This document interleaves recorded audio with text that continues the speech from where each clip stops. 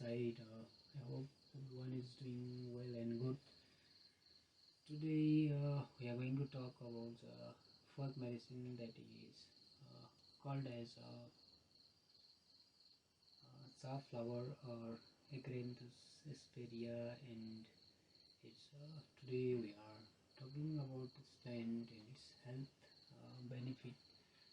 This plant is considered as one of the folk medicine since from the long time, and when there was no medical science, people used to heal their illness with the help of this medicine with the multiple health benefits.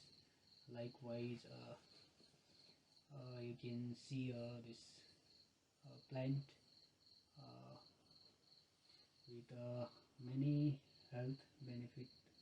Parts use are root that is used to cure the cough, cholera, fever, and postnasal pain, and root powder along with the black pepper powder is used to cure the diarrhea and dysentery.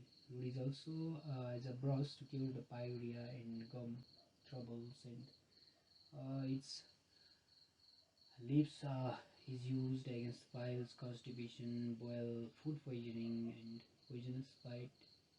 Leaves is also useful in diabetes, urinary bladder stones, jaundice, and menstruation trouble. The hot fermentation of the decoxyribophore plant is applied over the gout and rheumatic pain. And then decoxyribophore plant is also used to lower blood pressure. And the seed of this plant is used against bleeding piles. And for the veterinary